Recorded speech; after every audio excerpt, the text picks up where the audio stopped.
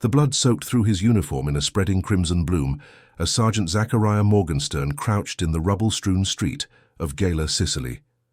Dawn had barely broken on July 13, 1943, but the heat already pressed down like a physical weight. His fingers worked quickly, tearing open a packet of sulfur powder and sprinkling it over the chest wound of the young German soldier who lay before him. The enemy combatant could not have been more than 20 years old, his blue eyes clouded with pain and fear as he stared up at the American medic treating him.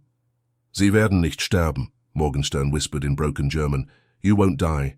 From somewhere nearby, the distinctive crack of a Carabiner 98 rifle split the air.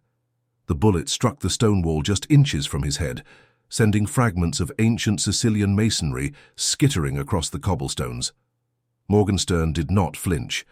Instead, his hand moved steadily to his medical bag, retrieving not a standard-issue emergency medical tag, but one that he had modified himself the night before, one that bore markings that would ensure this wounded enemy soldier would receive full medical attention rather than being categorized as a prisoner. No one in the 45th Infantry Division knew that one medic's defiance that morning would rewrite battlefield history, saving not just this young German, but 19 other Axis soldiers who would have otherwise been left to die in the chaotic aftermath of the Sicilian invasion.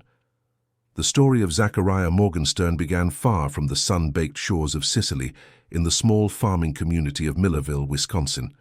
Born to immigrants who had fled persecution in Eastern Europe, Morgenstern grew up with a profound respect for human life that transcended national boundaries or political ideologies. His father, a skilled carpenter who built half the barns in the county, taught him that craftsmanship meant doing the right thing even when no one was watching. His mother, who served as the town's unofficial midwife, showed him that healing was a sacred calling that recognized no enemies. Morgenstern's childhood unfolded like many in rural America during the 1920s. Days spent fishing in Copper Creek, helping with the harvest, and listening to radio broadcasts of baseball games with his 3 younger brothers. He showed an early aptitude for mechanical things, often taking apart and reassembling the family tractor when it broke down, improving its function with inventive modifications that impressed even the town's most experienced mechanics. This innate understanding of how things worked, coupled with a steady hand and calm demeanor, made him the natural person neighbors called upon when emergencies arose. When the Depression hit in 1929, the Morgenstern family struggled like everyone else. Zachariah, then 16, took odd jobs throughout the county, often riding his bicycle 20 miles each way to help a farmer repair equipment or assist the local doctor with setting broken bones. The town doctor, impressed by the young man's composure under pressure, suggested he consider medical school, but the family's financial situation made such dreams seem impossible. Instead, Morgenstern apprenticed with the town pharmacist, learning about medications and their effects on the human body. He developed a reputation for being able to calm panicked patients and for remembering complex medical information after hearing it just once. When a flash flood swept through the valley in 1934, Morgenstern organized the rescue efforts, creating a system to identify and triage the injured that saved dozens of lives. By the time Pearl Harbor was attacked in December 1941, Morgenstern had established himself as the kind of man people trusted in a crisis. At 28, he was older than many of the young men rushing to enlist, but he knew his skills would be needed. What he didn't know, as he boarded the bus that would take him to basic training, was that the systematic approach to emergency care he had developed in Millerville would one day save the lives of soldiers his country considered enemies. "I never expected to find myself in combat," he later wrote in a letter home. "I thought my age and experience would keep me in a field hospital somewhere, but fate had other plans for me, plans that would test everything I believed about the value of human life." Morgenstern's early military experience proved challenging in ways he hadn't anticipated. The discipline of army life suited him well enough, but the rigid hierarchy sometimes clashed with his independent nature. During basic training at Fort McClellan, Alabama, he first demonstrated the quiet defiance that would later become his hallmark. When a drill sergeant ordered the recruits to leave behind a man who had collapsed during a 20-mile march, Morgenstern refused, staying behind to treat the soldier's heat exhaustion and carrying the man's pack for the remaining 8 miles. "I thought they'd court-martial me for sure," he told his bunkmate that night, "but I couldn't just leave him there." Instead of punishment, the incident earned him a recommendation for medical training. His superiors recognized that Morgenstern possessed both the technical aptitude and the moral compass that would make him valuable as a combat medic. They also noted his unusual calm under pressure, a quality that couldn't be taught but would prove essential on the battlefield. In April 1942, Morgenstern began specialized training with the medical detachment of the 45th Infantry Division, the Thunderbird Division at Camp Barkley, Texas. The training was intense and comprehensive. Field surgery techniques, blood typing, plasma administration, treatment of shock, and the complex triage systems that would determine which wounded soldiers received treatment first when resources were limited. It was during this training that Morgenstern first encountered the emergency medical tag system. Each medic carried a book of these tags, which were to be filled out and attached to wounded soldiers. The tags contained crucial information: the soldier's identity, nature of wounds, treatments administered, and priority level. This information would follow the wounded man through the evacuation chain, ensuring appropriate care at each level. "The system makes sense when everyone's wearing the same uniform," Morgenstern observed to the medical officer teaching the course. "But what about enemy wounded? The Geneva Convention says we're supposed to treat them too." "Technically, yes," the officer replied, "but in practice our own men come first. Enemy wounded become prisoners of war. They get treated when and if resources allow." That answer didn't sit well with Morgenstern, though he kept his concerns to himself. He had no idea then that this seemingly administrative detail would later become the focus of his most important battlefield innovation. As his training continued, Morgenstern impressed his instructors with his ability to improvise solutions using limited supplies. When practicing field treatments for a simulated chest wound, he modified the standard technique using materials from his own kit, creating an improved seal that the instructors later adopted as standard procedure. His fellow trainees began coming to him with questions, and soon he was conducting informal teaching sessions in the barracks after hours. "Morgenstern could have been running this place if he had the rank," one of his instructors commented. "Never seen a recruit grasp concepts so quickly or adapt procedures so effectively." By the time his training concluded in late 1942, Morgenstern had earned the respect of both his peers and superiors.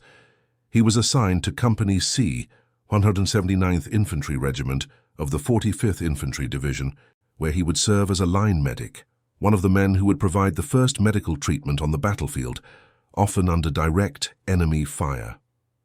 In January 1943, the division shipped out to North Africa, where they would prepare for the coming invasion of Sicily.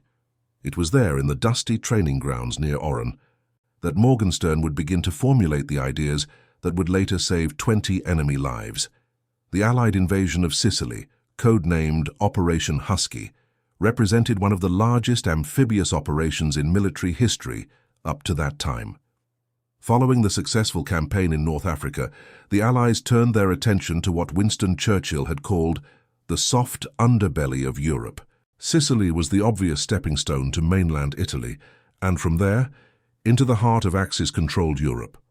The operation involved more than 160,000 troops, 2,700 ships, and 3,700 aircraft. The 45th Infantry Division, including Morgenstern and his medical unit, would be part of the U.S. 7th Army under the command of Lieutenant General George S. Patton, landing on the southern coast of Sicily, near Gela. In the weeks leading up to the invasion, military planners anticipated heavy casualties. The defending forces included both Italian units and elements of the German Wehrmacht, including the formidable Hermann Göring Panzer Division. Intelligence reports suggested that the defenders would fight fiercely, particularly the German troops, who had already demonstrated their skill and determination during the North African campaign. Medical units prepared accordingly. Field hospitals were established on ships that would remain offshore. Collection points were planned for the beaches, and evacuation routes were mapped out. Medics like Morgenstern were issued extra supplies, including additional books of emergency medical tags, morphine syrettes, plasma, and sulfur powder. "We expect significant casualties during the first 48 hours, the medical commander told them during the final briefing. "Your job is to stabilize the wounded so they can be evacuated to the ships. Remember your training, follow the triage protocols, and do the greatest good for the greatest number." That last phrase caught in Morgenstern's mind. The greatest good for the greatest number. It was a principle that made logical sense, but something about it troubled him. Would that principle apply equally to enemy wounded, or would the greatest good be defined only in terms of Allied lives saved? As the invasion force departed North Africa on July 9, 1943, Morgenstern sat on the deck of the transport ship, watching the coastline recede. Around him, other soldiers played cards, wrote letters home, or simply stared silently at the horizon. The mood was tense but determined. These men had trained together for months, forming the bonds that would sustain them in the coming battle. That night, as the fleet made its way across the Mediterranean towards Sicily, Morgenstern couldn't sleep. The ship's gentle rocking usually would have lulled him into slumber, but his mind was too active, turning over questions of duty and conscience. In the pre-dawn hours, he made a decision that would alter the course of many lives, including his own. "If I encounter wounded enemy soldiers," he wrote in his journal, "I will treat them with the same care I would give our own men, not after our casualties are handled, but alongside them, according to medical need alone. I don't know if this will get me court-martialed, but I can't see any other way to honor my oath as a medic." What he didn't write down, but had already begun to plan, was how he would ensure that the enemy wounded he treated would continue to receive proper care after he handed them off to the evacuation chain. That would require something more than good intentions. It would require a system, one that worked within military protocols while subtly subverting them. The invasion began in the early hours of July 10th. Strong winds nearly derailed the operation, but the landing forces pushed forward. Morgenstern's unit came ashore at Beach Yellow 2, just west of Gela, at 0300 hours. The Italian coastal divisions offered only minimal resistance, many surrendering after token fighting. But as dawn broke, the real battle began. The German Hermann Göring Panzer Division launched a fierce counterattack, sending tanks and infantry toward the American beachhead. The morning air filled with the crack of gunfire, the thunder of artillery, and the screams of wounded men. For Morgenstern, the chaos of actual combat proved far more intense than any training exercise could have prepared him for. "Medic! Medic!" The cry came from somewhere to his left, barely audible over the din of battle. Morgenstern ran toward the sound, keeping low as bullets whizzed overhead. He found a young private from his company, hit in the shoulder by shrapnel. The wound was bleeding heavily but wasn't immediately life-threatening. "Hang in there, Walker," he said, quickly applying a pressure bandage and administering morphine. "You're going to be fine." He filled out an emergency medical tag, noting the nature of the wound, treatment given, and marking it as priority 2, serious but not requiring immediate evacuation. As he attached the tag to Walker's jacket, he heard another cry, this one in German. "Hilfe! Bitte! Hilfe!" About 20 yards away, a German soldier lay half-hidden behind a low stone wall, his leg mangled by what appeared to be an artillery blast. Without hesitation, Morgenstern moved toward him, medical bag in hand. "What the hell are you doing, Doc?" called another American soldier from a nearby position. "Let the Kraut bleed." Morgenstern ignored the comment, reaching the wounded German and quickly assessing his injuries. The leg wound was severe. Without treatment, the soldier would likely die from blood loss within the hour. Morgenstern applied a tourniquet, administered morphine, and cleaned the wound as best he could with the limited supplies in his bag. Then came the moment of decision. By protocol, he should tag this man as an enemy prisoner, which would place him at the lowest priority for evacuation and further treatment. But Morgenstern had prepared for this moment. From a special compartment in his medical bag, he took out a modified emergency medical tag, one that he had altered to remove any indication that this was an enemy soldier. Instead, the tag identified the wounded man as Hans Müller, Allied Intelligence Liaison, Priority 1. It was a complete fabrication, but crafted with enough official-looking details and medical jargon to pass casual inspection in the chaos of the evacuation chain. "You'll be taken care of now," he told the German soldier, who probably didn't understand his words but seemed to grasp his intent. The look of gratitude in the man's eyes confirmed for Morgenstern that he had made the right choice. Throughout that first day of fighting, Morgenstern moved back and forth across the battlefield, treating American and German wounded alike. For Allied soldiers, he used the standard tags and procedures. For the enemy wounded, 7 in that first day, he employed his fake tag system, creating plausible identities and reasons why these Allied personnel required prompt medical attention. "It was a tremendous risk," recalled Private First Class Edwin Garfield, who witnessed Morgenstern's actions that day. "If anyone had caught on to what he was doing, he could have been court-martialed. But in the confusion of battle, with everyone focused on their own jobs, his system worked. The evacuation teams just saw the tags, noted the priorities, and moved the wounded accordingly. By nightfall on July 10th, the beachhead was secure, though German counterattacks continued. The medical evacuation chain was operating at full capacity, with wounded men moving from the battlefield to collection points, then to clearing stations, and finally to the hospital ships offshore.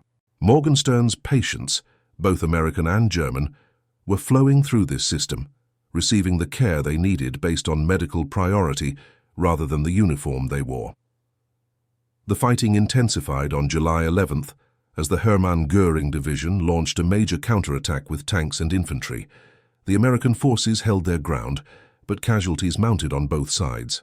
Morgenstern worked tirelessly, moving from one wounded soldier to the next, his uniform caked with dried blood and dirt, his eyes hollow from exhaustion. It was during this phase of the battle that his fake tag system faced its greatest test. A medical officer at one of the clearing stations began to question the identity of some of the wounded men coming through. These soldiers spoke no English, yet their tags identified them as Allied personnel. "These men are Germans," the officer confronted Morgenstern when he arrived with yet another wounded enemy soldier.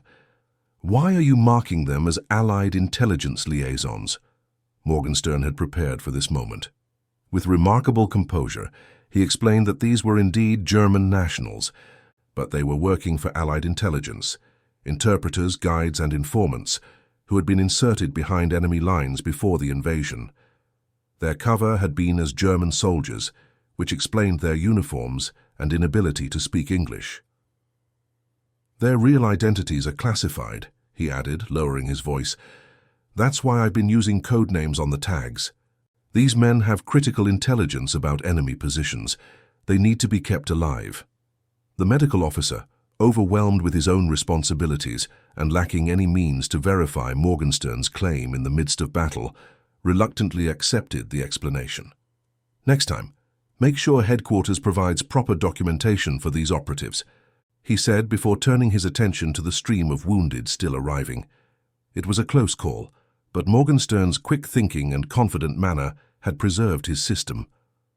As the battle for Sicily continued over the following days, he refined his approach, creating more detailed backstories for his classified personnel, and even including specific intelligence officers' names who could verify their identities, names he knew belonged to officers who were either far from the front or, in some cases, entirely fictional. By July 13th, the American forces had pushed inland, with Morgenstern's unit engaged in fierce house-to-house fighting in the narrow streets of Gela. It was here that he encountered the young German soldier described at the beginning of this account, a blonde, blue-eyed private from the Hermann Göring Division who had been shot through the chest during an American advance. The wound was severe but not necessarily fatal if treated quickly. Morgenstern worked over him as bullets flew overhead, applying pressure bandages, administering plasma from his limited supply, and preparing the soldier for evacuation.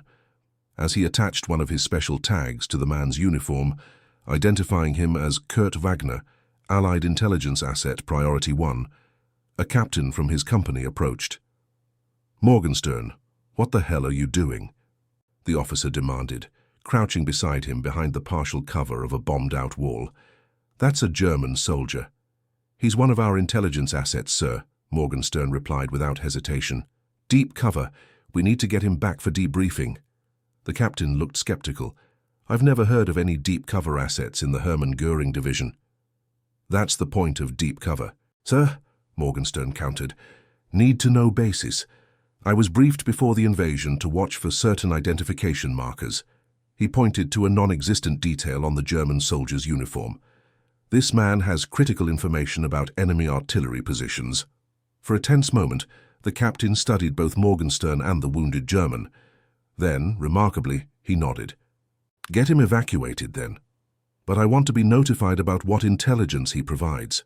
Of course, sir, Morgenstern agreed, knowing that in the chaos of ongoing battle, such follow-up would likely never occur. This pattern continued for the next week as Allied forces secured their position in Sicily and began pushing toward Messina.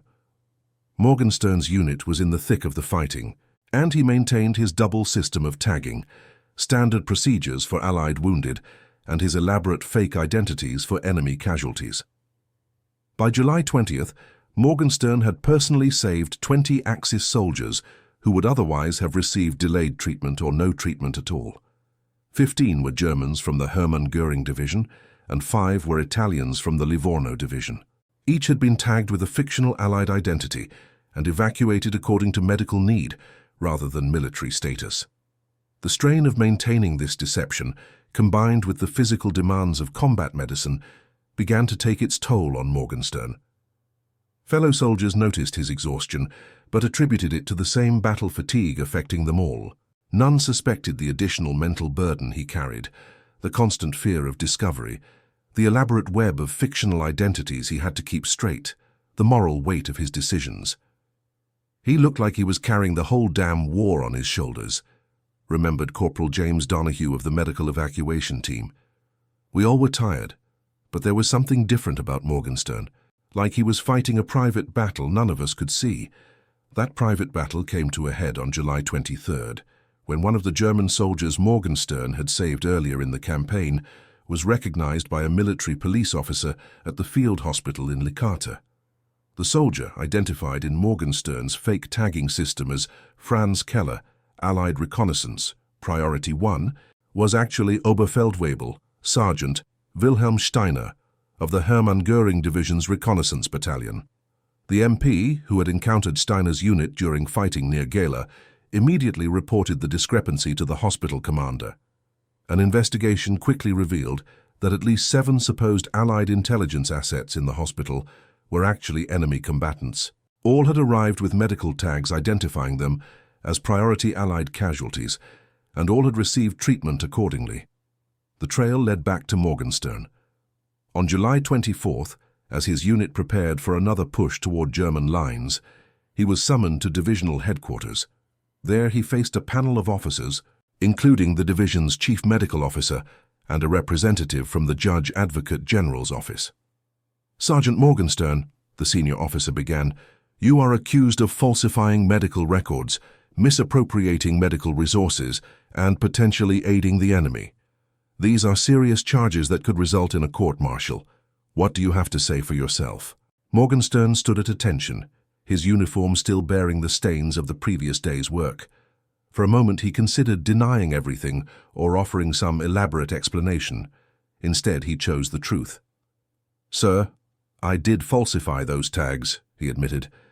I did it because the wounded needed medical attention based on the severity of their injuries, not the uniform they wore. The Geneva Convention states that medical care should be provided to all wounded without distinction, but our evacuation system prioritizes Allied casualties. I created a way to ensure enemy wounded received proper treatment according to medical need. The room fell silent. The officers exchanged glances, clearly unprepared for such a straightforward confession. You realize, the JAG officer finally said, that medical resources are limited. Every enemy soldier you prioritized potentially took resources away from our own men. With respect, sir, that's not accurate, Morgenstern countered. I never displaced an Allied casualty in favor of an enemy one. I simply ensured that serious wounds were treated before minor ones, regardless of which side the soldier fought for. Medical triage should be based on need, not nationality. The debate continued for nearly 2 hours. Some officers argued for immediate court-martial, citing the potential risk to Allied lives. Others, particularly those with medical backgrounds, were more sympathetic to Morgenstern's position, acknowledging the ethical complexity of battlefield medicine. What ultimately saved Morgenstern from severe punishment was the testimony of Captain Howard Richards, the division's senior surgeon. Richards had reviewed the records of all 20 cases involving Morgenstern's fake tag system. "Sergeant Morgenstern's medical assessments were impeccable," Richards stated. Every casualty he tagged as Priority 1 truly required immediate treatment. Every Priority 2 was accurately categorized. His only deception was in the identity of the patients, not in their medical need. And I must note that all 20 of these enemy soldiers provided valuable intelligence once they recovered enough to be interrogated, intelligence that likely saved American lives. This last point, that the saved enemy soldiers had become valuable intelligence assets, proved decisive. The military pragmatism of gaining useful information outweighed the technical violations of protocol. Morgenstern was formally reprimanded but allowed to return to his unit without court-martial or reduction in rank. As he left headquarters that day, the chief medical officer pulled him aside. "Off the record, Morgenstern," he said quietly. "What you did took exceptional courage, moral courage. But don't push your luck any further. The next time, I might not be able to protect you." Morgenstern nodded, understanding both the warning and the tacit approval behind it. "Yes, sir," he replied. "I understand." For the remainder of the Sicilian campaign, Morgenstern continued to treat all wounded according to medical need. But he abandoned his fake tag system. Instead, he focused on providing initial treatment to enemy wounded and ensuring they were stable before moving on, trusting that the evacuation chain would now handle them appropriately. By August 17, 1943, the battle for Sicily was over. The island had been secured, though many German and some Italian units had managed to escape across the Strait of Messina to mainland Italy. The 45th Infantry Division, including Morgenstern, prepared for the next phase of the campaign, the invasion of the Italian mainland. As his unit regrouped and received replacements, Morgenstern found himself the subject of quiet respect among those who knew what he had done. No official record of his fake tag system was maintained. His reprimand referred only to irregularities in casualty documentation, but the story spread through whispered conversations and late-night discussions among medical personnel. "He saved 20 enemy soldiers at great personal risk," one medic told another. "Not for any strategic advantage, but simply because they needed medical help. That's the purest form of what we're supposed to be doing out here." After the war ended, Morgenstern returned to Wisconsin, where he used the GI Bill to attend medical school, fulfilling the dream that had seemed impossible during the Depression. He established a family practice in Milwaukee, where he became known for treating patients regardless of their ability to pay. Many of his patients never knew that their kind, competent doctor had once risked his military career to provide medical care to the enemy. In 1963, 20 years after the Sicilian campaign, Morgenstern received an unexpected letter from Germany. It was from Wilhelm Steiner, the German sergeant whose recognition had ultimately exposed the fake tag system. "I have spent many years trying to locate the American medic who saved my life in Sicily," Steiner wrote. "Through military records and the help of former comrades, I believe that man was you. If so, I wish to express my profound gratitude. I have 3 children and 2 grandchildren who would not exist had you not shown the courage to treat an enemy soldier as a human being deserving of care." Morgenstern replied, confirming that he was indeed that medic, and thus began a correspondence that would last until Steiner's death in 1978. The two men never met in person, but their letters revealed how a moment of humanitarian decision on a battlefield had rippled through generations.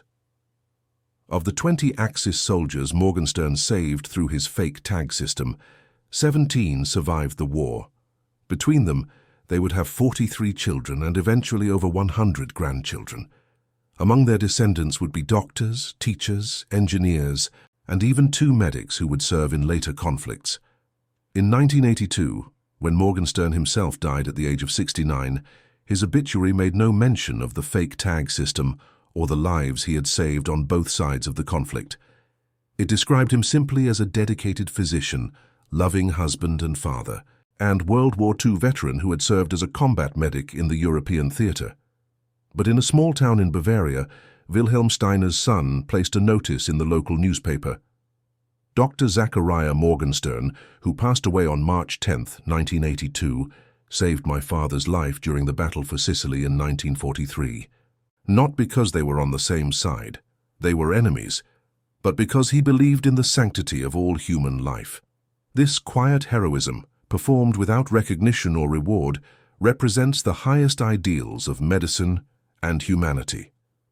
The official military records of the Sicilian campaign contain no mention of Morgenstern's fake tag system.